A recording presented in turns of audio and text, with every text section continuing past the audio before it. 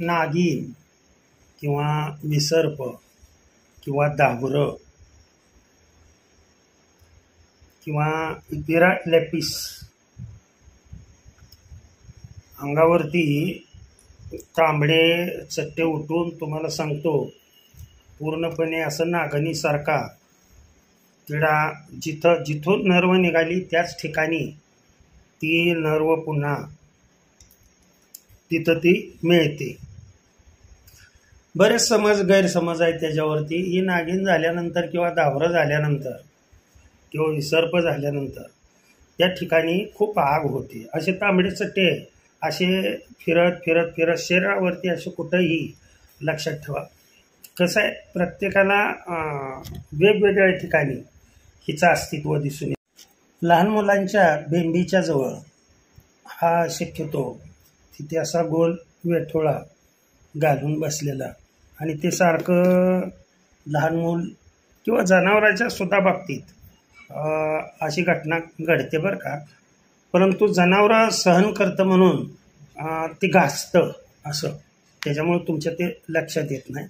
मनुष्याच्या अंगावर कुठेही शक्यतो चेहऱ्यावर, मानेवर, हातावर, त्यातल्या त्यात स्त्रियांच्यामध्ये स्तनाग्रे, स्तनाच्या इथं किंवा जे गुप्तांग आहे त्या गुप्तांगाच्या तिथे, पुरुषामध्ये शक्यतो अंडकोशाच्या आसपास किंवा कंबरेत किंवा पाठीमागं, ह्याला वारुळ असं बी म्हणतात बरं का, लक्षात ठेवा. जसं वारुळ ही होतं ना तशा पद्धतीनं तिथं असं फुसफुसून येतं, लक्षात ठेवा. आणि जेवढं काढल म्हणजे असं लहान लहान लहान लहान लहान लहान स्पॉट दिसतात, लक्षात ठेवा. तांबडे चट्टे दिसतात. हे तांबडे चट्टे रंग बदलतात कालांतराने, पुन्हा पांढरेही होतात, कधी लालही होतात, कधी गडद काळ्या रंगाचे होतात. मात्र असे नागवेलीसारखे, म्हणून याला नाव नागिन किंवा नागवेडा असं पडलेलं आहे. या चट्ट्यामध्ये शक्यतो खाज जास्त होते.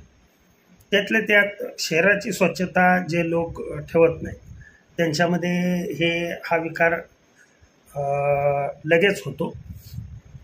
त्यामुळं शरीराची स्वच्छता ही सर्वात महत्त्वाची गोष्ट आहे. आता एखाद्याला जर झाली असेल तर या विकारावर अतिशय महत्त्वाचा आयुर्वेदिक उपचार मी सांगतोय.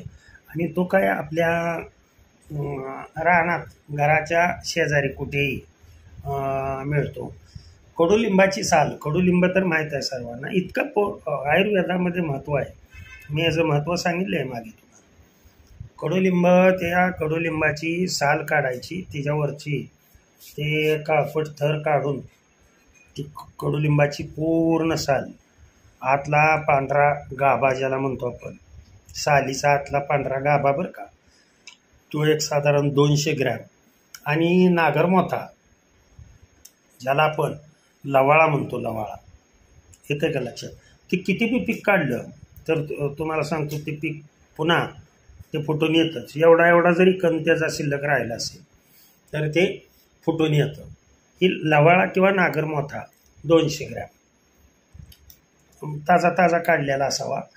हे 1 लिटर पाण्यामध्ये 1 लिटर पाणी ठेवायचं उकळायला आणि त्याच्यामध्ये स्वच्छ पाण्याने धुवून त्याच्यामध्ये टाकायचं आणि पूर्णपणे चांगलं एक अर्धा लिटर राहीपर्यंत चांगलं उकळू द्यायचं, वरती झाकण ठेवून. म्हणजे झाकण याच्यासाठी ठेवायचं की त्याचा आर्क बाहेर जाता कामा नये. येतं का लक्षात. नाहीतर उकळी होत असताना तो जर आर्क बाहेर गेला आणि पुन्हा शिल्लक राहिलेलं द्रव्य जर केलं तर उपयोग नाही. उकळी येत असताना वरती झाकण ठेवल्यामुळं काय होतं, जरी समजा एका बाजूने थोडंसं मोकळं ठेवायचं, उकळीचा थेंब जरी समजा वरती आला तर तो तिथंच चिकटतो आणि तो खाली पडतो. आणखीन तुम्हाला एक महत्त्वाची गोष्ट सांगतो. उकळताना जर समजा त्याच्यावरती तुम्ही झाकण पूर्ण बंद करून ठेवलं तर वरती ताट म्हणा ना, ताट ठेवा त्याच्यावरती, त्या ताटामध्ये पाणी ओतून ठेवायचं. लक्षात आलं का तुमच्या. त्याच्यामुळं किती जरी मोठी उकळी आली तर ओतू येत नाही. उलट जी वाफ वरती येते त्याच्यामधली जी वाफ आहे त्या वाफेचा फार महत्त्वाचा गुण आपणाला घ्यायचा असतो. लक्षात ठेवा. ती वाफ त्या वरच्या पाण्याला चिकटते आणि पुन्हा संगणन होऊन ती खाली पडते आणि तो तर खरा आरक असतो. लक्षात येतं तुमच्या. म्हणजे अशा पद्धतीनं उकळी येऊन अर्धा लिटर पाणी राहीपर्यंत ते पाणी तसंच राहू द्यायचं आणि ते पाणी दररोज सकाळी ज्या व्यक्तीला नागिन झालेले गाळून एका पात्रामध्ये भरून ठेवायचं आणि दररोज 1 कप सकाळी सकाळी अनुष्यापोटी जर घेतलं, सकाळी 1 कप आणि सायंकाळी 1 कप, असं एक 5-6 दिवस जर घेतलं तर पूर्ण तुम्हाला सांगतो नागिनीचा किंवा दावरं ज्याला म्हणतो किंवा सापवेडा ज्याला म्हणतो, नागवेडा ज्याला म्हणतो, ह्याचा पूर्णतः त्रास कमी होतो. आणि तिथली खाज ती कमी होण्यासाठी चिकनी सुपारी मिळते. चिकनी सुपारी म्हणजे तांबडी सुपारी, ध्यानात ठेवा. ही तांबडी सुपारी मिळते, ती बारीक अशी चेचायची, तिचा चुरा करायचा पूर्णपणे. काय अगदी मिक्सरमध्ये चिचून बारीक असा चुरा करून पाणी टाकायचं त्याच्यावरती आणि अशी पेस्ट तयार करायची आणि तयार केलेली ती पेस्ट त्या जखमेवरती अशा पद्धतीनं लावायची. नाही तुम्हाला तसं पेस्ट करणं जमत नसेल तर ते तुम्ही चिकनी सुपारी उगळायची, दगडावरती अशी घासून उगळायची. लक्षात ठेवा.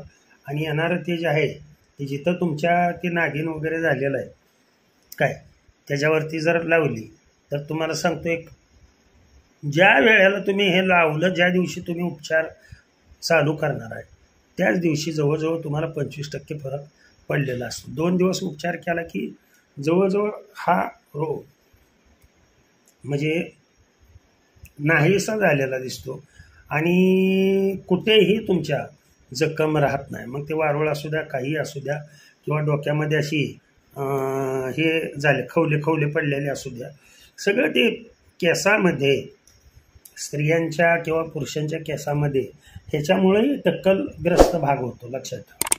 ते असं ज्या वेळेला होतं खाजवतंय असं म्हटलं की हे ट्रीटमेंट करणं आवश्यक आहे. तुम्ही हे डोक्यात हे द्रावण असं लावलं तरीसुद्धा चालू शकते. अतिशय साधा, सोपा, सरळ, सर्वांना उपलब्ध असलेला असा नागिनीचा उपचार सांगितला. तर सर्वांनी ज्यांना याची बाधा आहे त्यांच्यासाठी सर्वांनी करावा आणि त्रासातून मुक्तता मिळवावी. हीच जी भगवंताची देणगी आहे ती तुमच्यापर्यंत आणून मी पोचवत असतो. रामकृष्ण हरी, विठ्ठल केशव.